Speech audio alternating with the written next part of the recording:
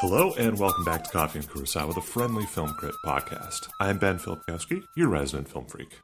And I am Farrah Sarpkaya, a person who loves film, but like in a super chill, my parents basically named me like Akira names himself sort of way. Oh my god. I didn't realize. That's a good, oh my gosh.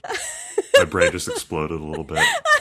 We're going to keep that in. I hope you know that. Oh yeah, absolutely. And today we're talking about the 1962 classic samurai film Sanjuro, directed by the main man himself, Akira Kurosawa, starring several of his company of players, including Toshiro Mifune, Tetsuya Nakadai, Masao Shimizu, Yuzo Kamaya, and Takako Ire. This is a movie that dares to ask, what if a samurai was a sad Mirai? Good. I said sad there. We're so punny today. Sad, I don't know. This is going to be nonsense. Yeah. Sanjuro is, of course, a sequel to 1961's Yojimbo, which also featured Mifune and Nakadai. This one picks up in a forest shrine, where 9 young samurai are discussing something of great concern: corruption at court. These samurai are convinced Lord Chamberlain Matsuda is the heart of this corruption, following his dismissal of a petition they brought to him. One of the samurai, Iori, shared his suspicions with the apparently trustworthy Superintendent Kikui, who immediately asked him if he told anybody else before insisting they meet up in a shrine later. Someone else in the shrine picks up on this classic bad guy move. A lone Ronin, sleeping in the shrine during his wanderings, tries to convince the group of samurai they're being played. They scoff at this, until they realize the shrine is surrounded. This Ronin, Tsubaki Sanjuro, which is literally 30-year-old Camellia, which is another classic line-of-sight name, quickly agrees to help the hapless samurai, driving off their attackers. The bad guys leave, but the meanest among them, a hired sword named Hanbei Moroto, offers Sanjuro a job. Where have we seen this before? This is weirdly familiar. Did it happen in the last movie? Absolutely. This is the same kind of setup, but whatever. Sanjuro realizes that Matsuda and his family must be in danger, and the group of good guys move quickly to protect them and expose the corruption of Kikui. They rescue Matsuda's wife and daughter. Matsuda's wife is thankful, but seems to sense that Sanjuro is a troubled soul and urges him to move away from the path of bloodshed he's been on for most of his life. As we soon find out, it ain't gonna be that easy. Sanjuro again plays the role of double agent, ingratiating himself in the superintendent's plans to wreak havoc without being noticed. He at least tries to avoid unnecessary violence, and each sword swing takes a toll on his psyche. Sanjuro, in this case, saves the day not through his sword, but through trickery and careful planning, ensuring Matsuda's freedom and trapping the corrupt officials and their forces. There's just one lingering problem. Hanbei Moroto is still alive, and he demands vengeance through a duel. Sanjuro, now convinced he needs to put down his sword for good, begs the guy to let it all go, that it ain't worth it. But Moroto is just too much like Sanjuro himself. He has a code of his own, and he refuses to back down. After a tense standoff, they both draw their swords. But Sanjuro is faster, and Hanbei Moroto is killed in a truly shocking shower of blood. This is a really cool scene that Quentin Tarantino probably saw and was like, that's the best. It's going to be in every one of my movies from now on. Distraught as his samurai allies celebrate his masterful swordsmanship, Sanjuro, nearly in tears, it would seem, leaves to wander once again. Though it is hinted he may return to settle down for a more peaceful life, at long last. So far, what'd you think? I mean, I loved it, because of course I did, because it's really good. And I have such a soft spot for, like, Anansi type, Sly Fox Coyote type characters who just get stuff done by being a little bit sneaky. And I love a reluctant hero. But what really struck me about this version, or this sequel, I guess, was how fun the play between our hero and our baddies was, because it was a lot more like trickery focused rather than just a lot of really cool fight scenes, which I love a good fight scene, but they had a good mix of having the exposition of each side being like, oh, we're going to do this and he's going to do that, so we're going to do this, and double bluffing. And it's just like, it's a little fun. Yeah. A little fun. And I really loved his little chorus of ducklings that kept screwing up time and time again, so he has to go save them. I thought that was very sweet.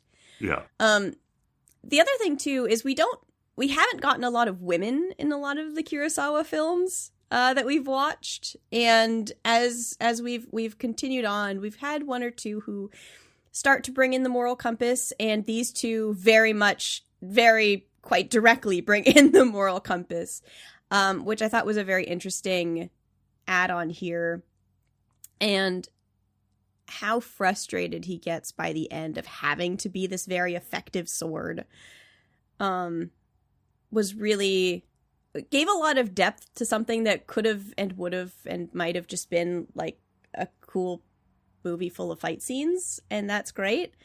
Yeah, that's kind of where I landed with it, I think. The reluctant hero, and of course it's Kurosawa, so it's visually very striking and beautiful. Like we'll go on about that later. Yeah. But what I want to kick us off with is that reluctant hero this was a sequel to Yojimbo. Yojimbo, thank you. Also what American Names. agents say to James Bond when they see him. Yojimbo! Oh my god. Pretty sure that's a line in GoldenEye. If I weren't wearing corded headphones, I would get up and walk away. That was so good.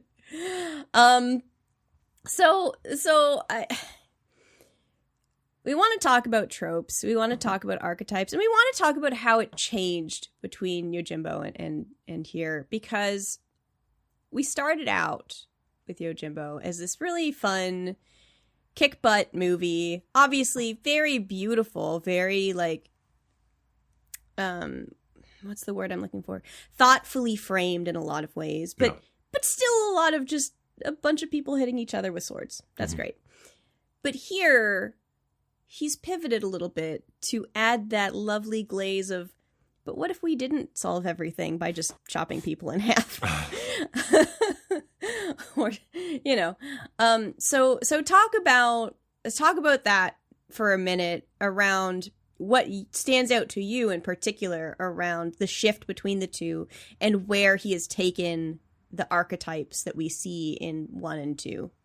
Yeah, I think we talked about we certainly talked about like the kind of legacy of Yojimbo and how it's been remade so many times before, and how it is like the kind of like progenitor of the man with no name sort of stock character, like the lone wanderer who's really good at dispensing justice through violence to solve problems, but we don't get like a lot of interiority with them. We don't get a lot of who they are and what kind of drives them.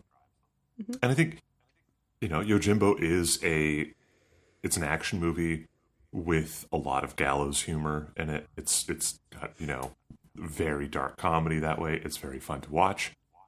This movie is much more of like an adventure movie in a sense. It's a very contained adventure, but I feel like we get a lot more of the character because we know the character. We know what to expect from this guy who shows up. Like, it's not just like, oh, he's this kind of playing both sides to maybe hopefully dispense justice. Although his justice does leave with like half the town burnt in the first movie and a bunch of people dead. And he's like, finally, peace and quiet. And he leaves. And this is like a lot more... Yeah. I don't know. Like there's a morality that comes out in it, and we get through Sanjuro. We kind of get this impression he's always kind of hungry and tired. Like he's always just looking for a nap and his next meal, and that's super relatable. Yeah, no, for sure. Like there's also kind of this implication in here that he's getting older. He can't keep up this kind of life, and he's probably tired of it in more ways than one. And this is certainly something that Matsuda's wife, notably, I don't think she gets a name. She's just, the wife in this movie, seems to pick up on and has like a very heartfelt conversation with Sanjuro about like, are you okay? Are you doing all right? You seem to be killing a lot of people. That can't be good for your mental health. Is kind of the energy. And yeah. And it sticks with him. So, I mean, admittedly, I'm inferring a lot of things from like the the continuity from the first movie to this one. But I think it's interesting because this is a movie that is a sequel to the thing that really kicked off that huge trope of like the man with no name. And instead of like doing it again, but bigger, they kind of are like, but what if he had feelings? Like, what if there was more to this guy than just, he's really good at kicking butt and taking names. Yeah. And it's interesting because, like, I don't think you have to have watched Yojimbo to enjoy this in any way, shape, or form. And you don't have to have watched it to understand him as a character because, well, particularly nowadays where we have those foundations of just the guy that rolls into town and kicks butt and take name and keeps going. You could just watch this and you wouldn't be confused. This is the anti-Marvel movie where you can just watch it and it's fun. Yeah, it's such an evocative archetype, and you don't need that history of like the capital T trope of the man with no name. Like it's just a stock sort of like, oh yeah, he's this wandering guy. I get it. I'm there. Mm-hmm. Yeah. Yeah. There's even, I think, a piece of. There were moments where Sanjuro was like, I'm going to go. That guy offered me a job. This villain offered me a job. I'm just going to go take that job. I'll see you later. And the ducklings, I know they're the chorus. They are the ducklings in my head. Yeah. The ducklings are all like, well, is he actually going to go take the job? Or is he just scoping it out for us? And there's a moment, if you had never seen the previous one, maybe you would have asked that question too. But even within the context of the movie itself, you're like, no, he's been telling them time after time after time, this is what I'm doing to fix this problem. And they just don't listen. So I think on the one hand, yes, you get a lot of the character's growth and just how bloody tired he is now. From 1 and 2, but also I don't think you necessarily lose a ton, or at least in terms of the casual movie viewer, in terms of like watching a thing that's fun and understanding the story and understanding the character, because they still bring out who he is, and they make it very obvious when he names himself, even walking around the house. You want my name, huh? It's trackball mouse headphones case. Yes, that's my name's it. Pepper grinder frying pan. What do you have on your desk, man?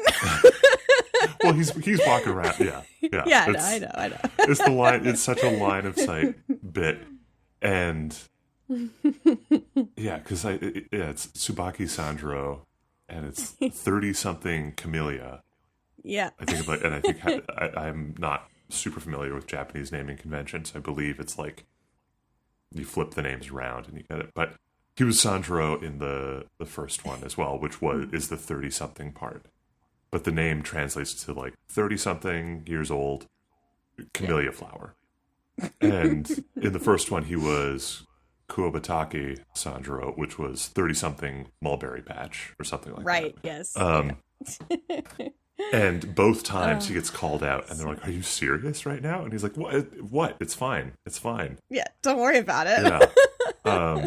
But I do like that the camellias they are like critical to the plot. They are the way that they're going to deliver the message to do the raid once he's driven off or distracted the main forces.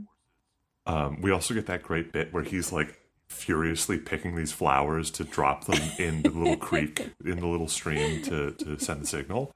And then like a sword appears over his shoulder and he does like the slow turn around, and they're like, "What are you doing?" He's like, I really like flowers.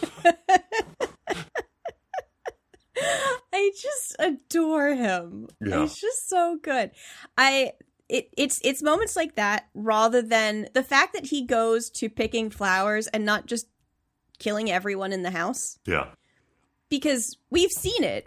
He chased off an entire army at the start of the film. We know he can kick butt and take names, and 3 old men who are just like old politicians aren't going to stand up to this master samurai. And yet he's like picking these flowers like, the lady told me not to murder people. I gotta not murder people today. Yeah. Yeah, it sticks with him. And it's also like a function that the setting is so different. This isn't like a small border town run by 2 like warring factions of Yakuza. This is like, no, there's like a government here. This is a government, intergovernmental struggle. And they're just regular people involved.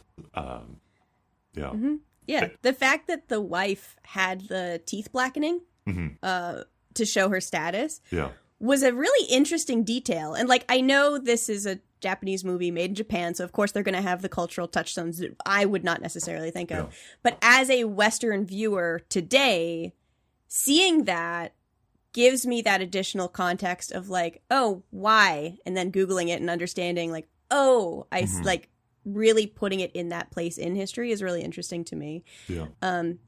Because like it stands the test of time as a film because it's just really good, but also it reminds you where we are in history and stuff, which I think was really fun. Yeah, that actually was made in 60 something. This came out in 62. Yojimbo was 62. Like the year before. They probably shot this in. This released New Year's Day, 1962. So this was shot like right after, basically. Yeah, they. I think that there was like there's a specific So Yojimbo is very much set in the like last few years of the Edo period, which is this kind of bit of relative peace and prosperity. You know, you still have these occasional like skirmishes happening, but it was this extended period of relative prosperity. But you had a lot of like out of work samurai, which is where you get like Ronin and Yakuza from. So like this is also in a sense like an end of an era sort of vibe. Like this is towards the tail end of the dominance of the samurai class, and it's still a few years yet, but like you can certainly read into it that there's the world weariness that Sanjuro is exhibiting at times is also just kind of like, oh man, time keeps on doing its thing. Ticking. This is yeah. Well, that's an interesting framing for how they've played here with those archetypes, because if we think of just the way time moves, because we're going to get existential for a moment, we have both as a benefit and as a detriment to us sometimes written language, we have film, we have all these things that get stuck sometimes because we like the things that are familiar. We like to watch the same things. We like to watch 16,000 iterations of Star Wars. We want to watch the same tone of K-pop Demon Hunters again and again, because Lord knows there are going to be a million sequels to that too. And yet the world changes around us. And the fact that this film deals so well with not just the shifting of the archetype itself of this wandering Ronin kicking butt and taking names, but also the moral quandary of where that fits into history or doesn't fit in this case is really cool, because it's such a marker of history that, like, yeah, we can try to hold on real hard to the way the world is, but sometimes you just have to let it go. And the lady, the Matsuda's wife, who's just like, hey man, you don't look so great. Yeah. You look kind of battered and just rough, my guy. What's up? Have you had enough water? Yeah. Do you want some snacks? You just need a minute. Yeah. Yeah. Do you need to just take a nap? Yeah. But the encouragement that she provides as well. It's like, it's not very like, she's not shaming him. Yeah. But he feels shame because he realizes like, I don't. Yeah, there's like a vibe of like he doesn't want to disappoint this person, but also like it really strikes at the core of who he is, that he wants to maybe stop just cutting a bloody swath through everything. And yeah, I think it's really fascinating that the movie is... Fascinating is maybe not the right word. It makes it more interesting to me and more engaging, that it's like... The plot would be over if he just duels everybody. Like absolutely. There's such an easy solution for this. But the wrinkle and the interesting complication is that he does not want to do that, and he's been encouraged not to do that. People are requesting that he not just murder his way to the solution here. And as a result, we get a fun and very much goofy kind of like back and forth plot of they're running all over the place. There's so many, not double cross things, but so many like decoys and feints and interesting little things going on that make the plot so fun. And I really enjoy it. I really enjoy how they navigate that, and I love how it's shot to highlight some of that a little bit more. I think that's one of my big takeaways of this. You described it as like beautifully shot, and I don't know that. I'm not going to say it's not beautiful, but there's a very like workmanlike muscularity to it, if that makes sense. Like it's very like interesting. There's not like a poetry to how it's shot, but it's nice to look at. It's like, does that make any kind of sense what I'm saying?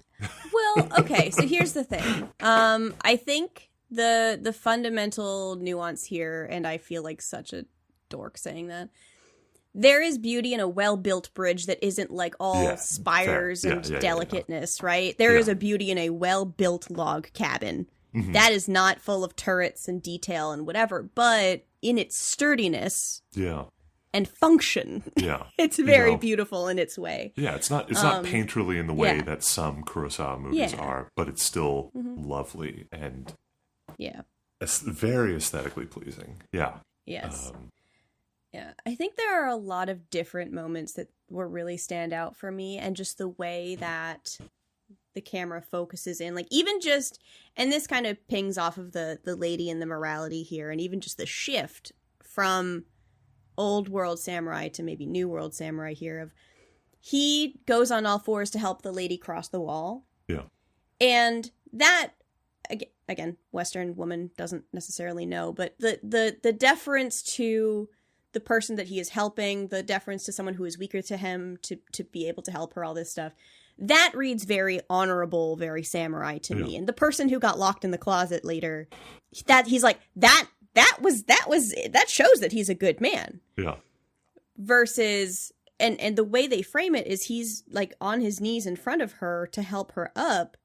And at first we only kind of see the bottom half of the ladies as he gets down on all fours, and then it zooms out a little bit so we see her and her gratitude as she clambers over. And we know Kurosawa does this thing with power and like levels. Yeah. This is a very fun moment where like he could just lift her up and throw her over this wall if he wanted to. We get that sense. He's a strong man. He could just like grab her by the waist and chuck her over a wall. But he doesn't, because that's not the honorable, gentlemanly way to handle the situation. We need the wrestling cut of this movie where he suplexes her over the wall. He could just fireman carry her, you know, like. But there's a bunch of moments like that where he's considering his options of, I could just toss this lady over this wall because she's being such a drama queen. But no, I'm going to do the right thing, I guess.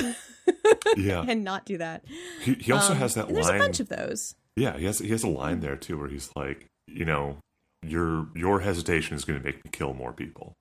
Which is also like, okay, well, when you put it like that, I guess she'll she'll climb on his back. Yeah. It's interesting. I would love to ping that against the moment where some of his ducklings have followed him after he has said, I'm going to go take the job with this bad guy, but he's really going to, like, you know, infiltrate and whatever. And they come and they follow and they get caught. And he's like, oh, why? You keep screwing up. What are you doing? Yeah. And so he ends up releasing them because he's thinking about it. I could just destroy everybody here. I could put them at risk, but no, he releases them and then slaughters basically the entire garrison because he can. Yeah. And then his anger at the at the four that he has had to rescue of like, this was your fault. Mm-hmm. And the fact that the lady listened to him and did as she was told, and these little ducklings did absolutely not do that. Yeah. It was very, I don't know, her faith in him versus the little ducklings' lack of faith was an interesting through line in this, in the movie. Yeah, they're growing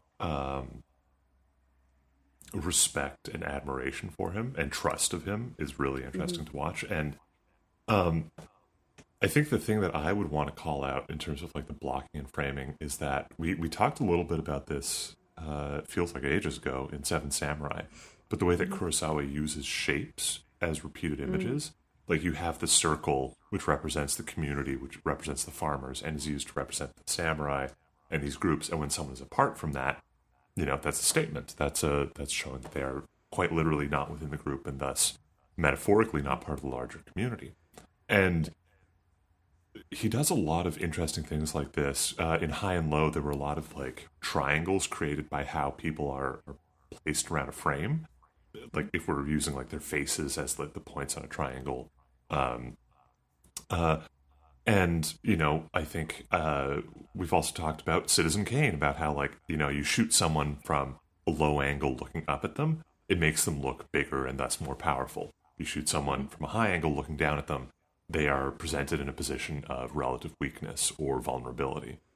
This movie plays with that a little bit because there's a shot that I love in that kind of like extended intro where this is a classic thing. The samurai are standing upright. They're looking down on Sanjuro because he's sitting down and he's trying to convince them like, hey, maybe don't do this plan. The guy literally said, have you told anyone else? And then sent you to a remote location. Like, that's a bad call.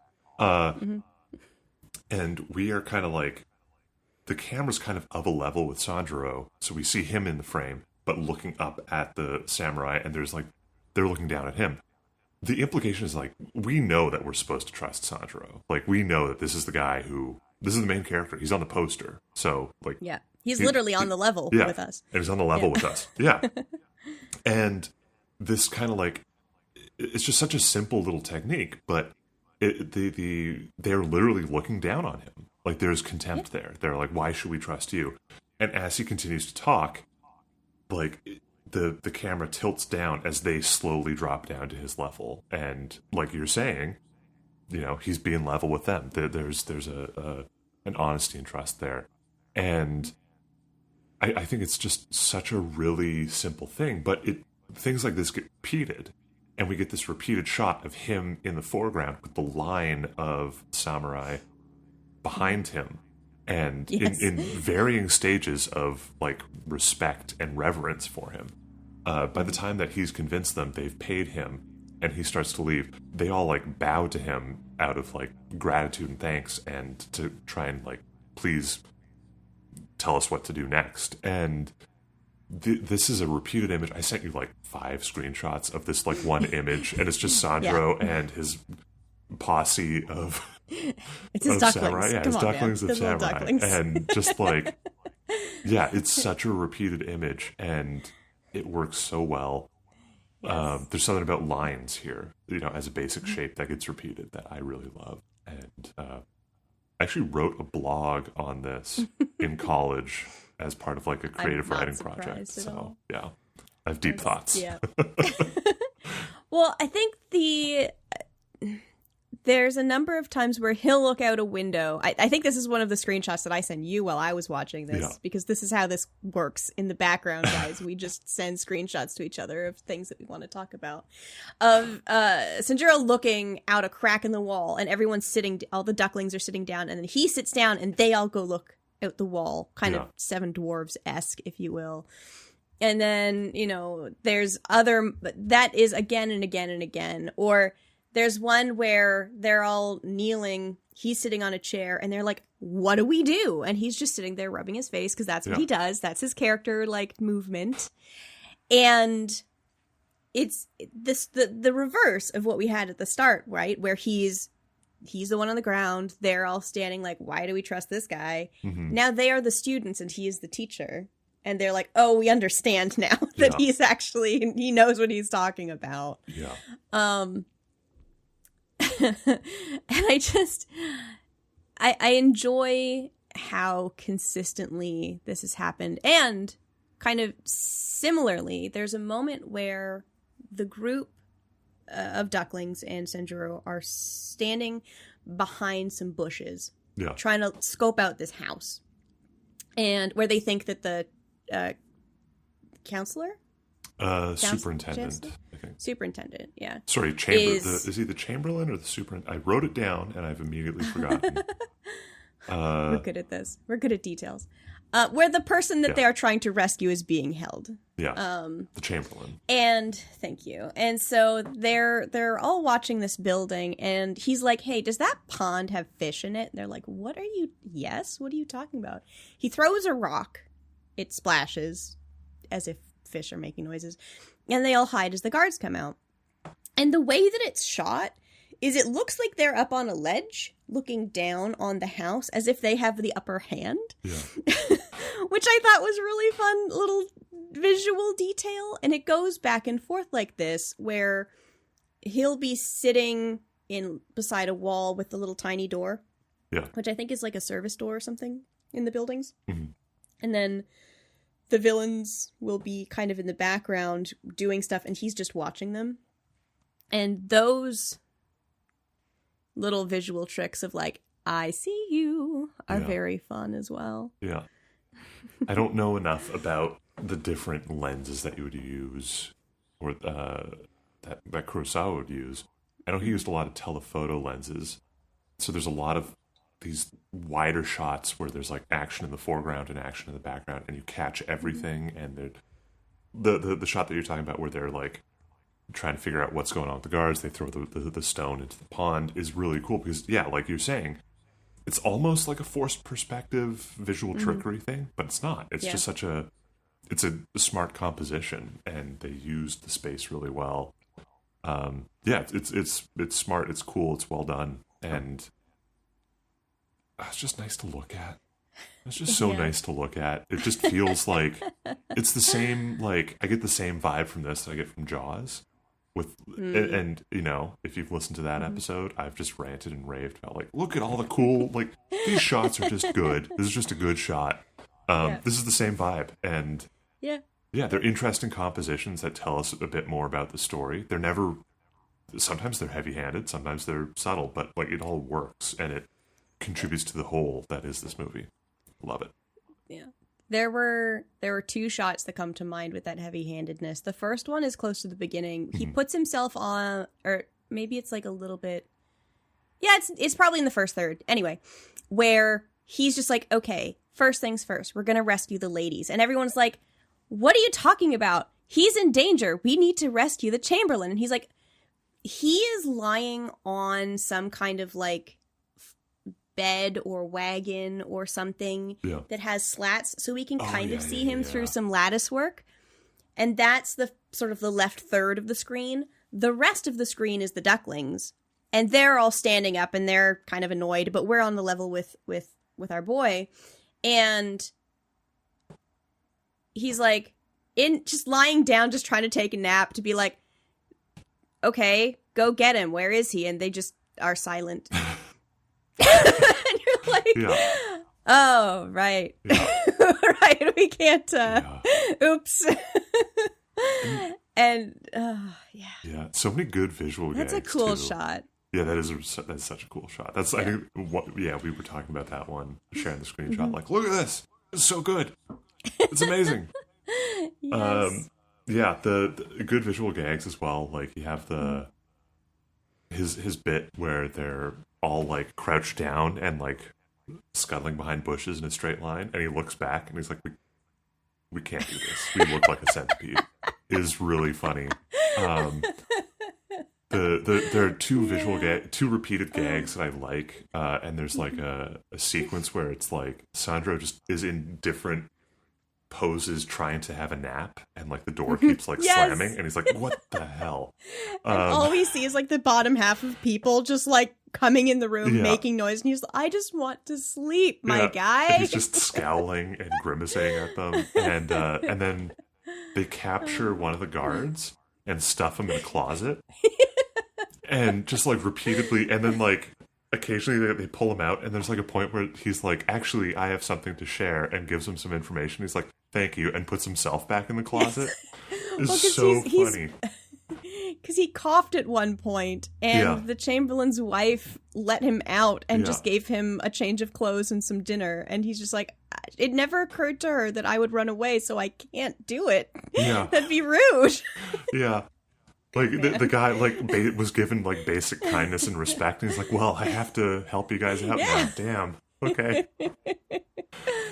Yeah. He reminds me of he reminded me a bit of Puck in Midsummer Night's Dream. Yeah. And I know that's not the same function, but it feels like a similar vibe, and I enjoy it a lot. The fact that he puts himself back in the closet is also very charming. He's like, no, I live here now. Thank you. Yeah. This is mine. He's like, I know the routine. I know what I have to do. Yeah. Yeah. It's a very funny movie. Like, there's after they have rescued the ladies and they put them both in the barn to protect them, and he's just, visually it's cool because he's sitting at the fore in shadow, and the ladies and her nephew are in, like, just kneeling on the other side of this giant pile of hay. Yeah. You see the separation. He's just like, just leave me alone. Just don't look at me. You don't have to. It's fine.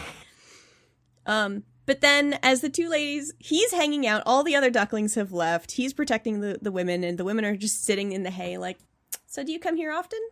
Yeah, it smells really nice. I like to lie down here in the hay with my boyfriend. I'm like, oh my goodness. You don't say. You don't say. You just like to lie in the hay and take a nap, huh? Yeah. Okay. And he just pokes his head out. The head poking out after they have laid down. He's like, these proper ladies are talking about lying down in the hay with their boyfriends or like their husband or whatever. Drama. Yeah. Oh, yeah. We could also, I feel like we have to talk a little bit about Moroto, Hanbei Moroto, he's the most visible antagonist, but he's not the big bad. He's he's basically like evil Sanjuro. Is he the tiger? The one that he describes as a tiger? I believe so, because there's 3 in the house, and he's like, those 2 guards are really wimpy, so that bad guy must be a tiger. Yeah. No, he says, he's the guy those 2 are kittens. Yeah. Those 2 he's the guy who has the showdown at the end. Yeah. Yeah. And he's played by Tetsuya Nakadai, who was the villain in the last movie as well, the sinister guy with the gun. Yes. Who had the power of, I have a firearm and you all have swords. Gun. Yeah. He brought a gun to a sword fight. Yeah, I cast gun. And he shows up as a very different sort of villain, who's very much like, he is quite literally like, he's a hired sword like Sanjuro. He's just a little more sinister and has not had the change of heart that Sanjuro has had. And there are a few moments in this where he just wants to bro out with Sanjuro. He's like, oh, dude, you're just like me. Let's be buddies. You're cool. Yeah. Do you want to exchange friendship bracelets? That'd be super sick. Yeah, like they share a few drinks together, and Moroto's just like grinning and like, oh man, this is so awesome. Like finally someone on my level. This is amazing. And then there's the bit where Sanjuro he releases, his guys from captivity to provoke the attack, because then he's not just wantonly slaughtered. He still wantonly slaughters everybody. Anyways. I mean. And then he's like, okay, tie me up. You have to tie me up. So, like, we got to sell this. And Moroto shows up. He's like, I'm I'm super disappointed in you. Like, it's super lame that you got captured. And he's like, well, my honor's not on the line, so I can surrender when I'm outnumbered. But, you know, your guys can't because their honor's on the line. Yeah. And yeah, the slow deterioration of that relationship is kind of funny to watch, I guess. Like, yeah. I mean, it speaks a little bit, too, to Sanjuro's own removal of that part of himself as a sword for hire. Not even a sword for hire, but just like as a blunt instrument, if you will. Because at the jump, he's just wantonly slaughtering because that's how he do. Yeah. And then by the end, he's like, how do I do this in a way that will minimize all of the murder? I don't want to kill you, I guess. And he genuinely doesn't want to. He's like, if I draw my sword, one of us is going to die, and I don't want that for either of us. Yeah. And he's just like, I don't care. Yeah. What struck me the most, I think, about that duel scene, besides the, you know, the moral weight of that question and stuff, is it reminded me so much of every spaghetti Western duel I've ever seen. Oh, yeah. Where they just stand there with their hands over their guns for like 30 seconds and then pow! Yeah. And also Ghost of Tsushima. Yeah. Did I say that right? Ghost of Tsushima, yeah. Yes. Where that's just the gameplay. Yeah. And the seeing where it came from, obviously, you know, cinema-wise, seeing where it came from was really cool. And seeing it in context of this is where we got some of that vibe as we see it now today. It's the classic the single stroke battle, where it's like they did this in they did this in Deadpool and Wolverine. Yes, where like Wolverine and Sabretooth run at each other, and it's just one blow and it's over. Hit. But this is such a good bit, and it's shot both like and completely unlike a Western, because that's one of the things that stands out to me about that bit, because it's like they do slowly like get their hands ready, but there aren't like cuts to their eyes, there aren't cuts to their hands. It's just a steady static shot of like these two guys in profile next to each other, the audience in the background. And then there's about a 30-second wait, and they both go to draw, and Moroto goes high, and Sanjuro does a sick, like, he does a backhanded draw, and is faster, and gets him, and then an explosion of blood. It was not meant to be that much blood. It went off. I was gonna say. There's a great video interview with Tetsuya Nakadai from a few years ago. Tetsuya Nakadai is wonderfully still with us. I think still working. He's 92. Heck yeah, man. He is. He spoke to the Criterion Collection on video, and he was like, yeah, there wasn't anything in the script to describe what happens other than like the script literally said something like the action is indescribable, like it's so epic, like it was basically like it's got to be this iconic wrong. Yeah. So he and Mifune very like quickly came up with like, all right, this is going to be our rough choreography. We're just going to have to like, we'll say the line and then we count to 30, and then you do that and I do that, and then the rig will go off. And the rig went off way harder than expected. Actually, like injured Nakadai, but he kept it together.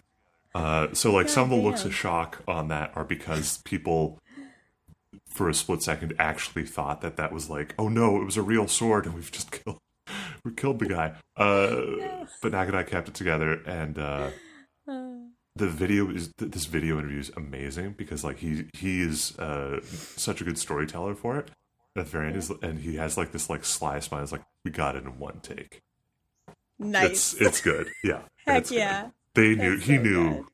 They knew it was cool as hell. So. Yeah. Well, honestly, when I saw it, I was like, did they just shake and pop a can of beer or something? Because like obviously it's black and white, so I can't tell what color. I assume it's bright green to make the red pop because that's how black and white works. But like with the bubbles and that's some Monty Python nonsense is what that felt like, and I mean that in the best possible way. Yeah. And that was unexpected because they don't do blood in anything else. This is the only time I have seen it so far in these movies. There is some blood. You see some blood on the wall after he frees some of the ducklings. But that's not about it. like there's no explosions. There's no arterial spray. It's not. This is not that one scene in Kill Bill. I mean, this is that one scene in Kill Bill, but the rest of the movie is not. Yeah. I think like this is like you could probably point to a lot of movies drawing inspiration from this, like the someone gets slashed with a sword and then they spin around and there's like this gout of blood that would not happen because your chest does not have like crazy arteries just right beneath the surface, but sure, but cars don't explode, but it looks cool. Yeah, so, it looks cool. You know? Yeah, it looks very cool. Yeah. I do love that shot. It's a very like downer ending though to what is otherwise a very upbeat movie. Yeah, I mean, I think the thing that strikes me the most about it is that was the most Canadian sentence I've ever said in my life. But also I hear it come out. Unlike spaghetti westerns where you have the white hat and the black hat at opposite ends with the tumbleweed rolling through town, all that is, they're very close together. Yeah. And where most of the nobles and like the common folks that were around had like textured patterns on their jackets, kimonos? No. Yes? They're whatever, clothes. Their shirts. Yeah. They're clothes. They have very plain clothes. And they mirror each other so perfectly.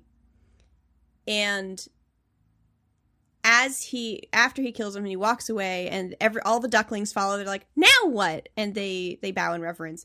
He's just like, I'm in a bad mood. Yeah. This was all your fault. I'm leaving. And you're right. It is a very downer compared to Yojimbo. But what I liked about it is that it sort of felt like him killing that part of himself. Quite literally, yeah. Quite literally killing the part of himself that is the violent, self-serving, like, obviously he has consistently shown himself to be a good man wherein he will protect others and all that stuff. Yeah. But the part of him that is still I can just go in and kill everybody and that's just my job because that's what I do. It's like, I can't do that anymore. Oh, no. And that's really interesting. That it ended on him really just exercising that from himself. Yeah,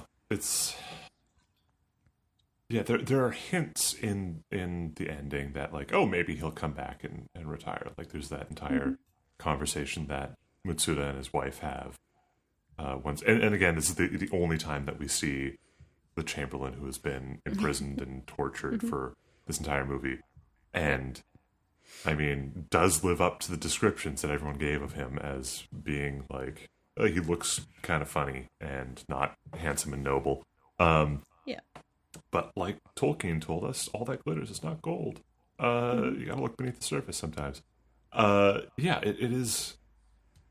There are hints that there is like going to be a happier ending down the road, but we're not going to see that one. And I don't know. It's a beautiful way to end this sort of story, I think.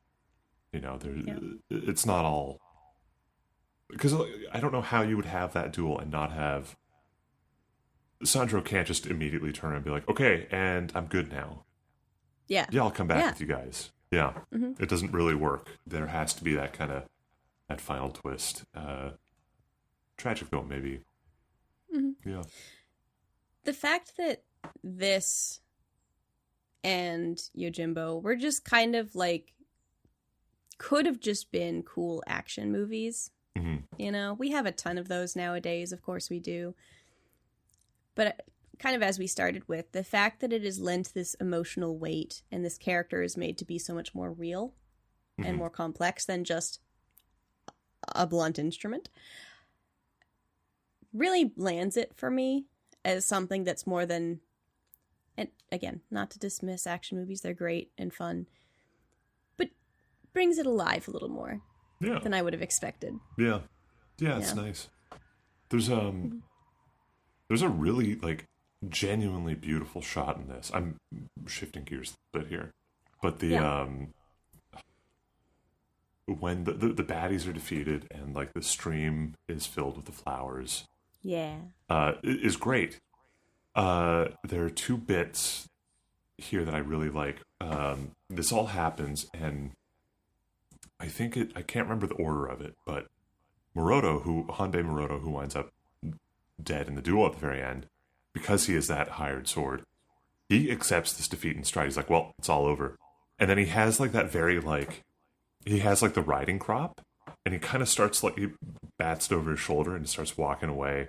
And it's that like, it's almost like a gag from like The Simpsons or something, where it's like, oh, all right, and like the abrupt like, and I guess I'm good now. Like about change. I'm out of here.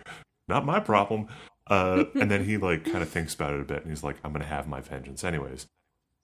There's something like comedic about that to me that then turns more dramatic. But then Kikui, whose entire plot this has been, like they arrive, his other conspirators are literally like caged up. They realize like everything's done. Like there's no way out of this. And we see him in profile. He drops to his knees, and as he drops, he has a flower in his hand. The flower falls out of his hand and into the stream, and we track the flower down the stream. And there's something like, man, that is a very painterly Kurosawa moment. Like that is a very like poetry in motion. And you know, if I wanted to get really like high-minded and read into it a lot, it is this kind of notion of like how fleeting things can be. You know, you think you've seized the thing that you've been after, and it slips through your fingers. I don't know. There's something really profound about that shot. Yeah, I mean, the fact that that the signal is dropping the flowers into the river because the ladies find it beautiful. Yeah. And the alternative was setting the building on fire or even just running the river red with blood. Instead, he does it with flowers. The shift towards that is visually striking because, it could have just been a river of blood or a giant bonfire. But instead, we get petals down a river. Yeah, and it makes the moment of victory like literally a moment of celebration, too. It's I don't know. I love it. And Sanjuro, who was tied up and was about to be executed, is like, it didn't matter what color the flowers were, you dummies. Like, we but played it did, you because the ladies had a preference. Yeah. So just so fun. Yeah. And then I mean, and that's also the bit like you have those conspirators are like, oh no, we have to put the entire trick has hinged on like he convinces them to throw the flowers in the stream versus and he's like, I played you guys. Ha ha ha ha ha ha. It's a good bit. It's also very good that every single moment in this film, the ducklings have not done as they were told, and it screwed it up every single time. Until now, when if they had just bust in and saved him, they would have just saved him. He wouldn't have had to rest on the conceit of the flowers being thrown in by someone else. But alas, they learned their lesson. And they waited for the signal. It's great. Which character growth. It's we love it. Oh, so good. Yeah. This is the second of this kind of duology. This is not the final appearance of Sanjuro. He shows up again, played by Toshiro Mifune. Not directed or written by Kurosawa, though. It is a crossover movie. It's Zatoichi meets Yojimbo. Zatoichi being the iconic blind swordsman character of samurai cinema. That is a pretty cool movie as well. You could, if you want to do like headcanon reading things into the narrative that might not be there, one could posit that maybe Sanjuro returns to a life of violence after this But it is not until his encounter with Zatoichi that he is able to fully leave it behind. But yeah, I don't necessarily subscribe to that. So, listen, just because it's a sequel doesn't mean it has to have happened after that happened, right? Well, there's an entire... We know that with Star Wars. Yeah, I mean, hey, if we want to talk about the man with no name archetype of those Clint Eastwood man with no name spaghetti westerns, there are pretty plausible theories out there that The Good, the Bad, and the Ugly, the final movie in that trilogy, is actually the first chronologically. So make of that what you will. I will not, because I don't think I've seen all of them. So maybe we'll have to do that sometime. If we do that, you're gonna watch A Fistful of Dollars and be like, damn, this is straight up just Yojimbo. This is the same movie. Good. I look forward to it. Okay. We're nearing the end. Is there any other shots we want to dig into before we get into kind of the end? The end. I'm trying to think if there's any other, because it's just there is that repeated shot of it's almost like an isometric view of some of like the room interiors. Feels very like traditionally Japanese period piece. Kurosawa, that might be though because I've seen later Kurosawa movies that are much more traditional period pieces that really leverage that sort of angle. So maybe I'm like inferring that. Maybe it's just like he straight up just does this and that's his vibe. I don't know. Yeah, it's just I just really enjoy this movie. It's a cool movie. It's well made. Yeah. It's great to watch. It's entertaining. No notes. It doesn't. It's a kind of oftentimes older films have a slowness to them because I don't know, because they do. That was the style.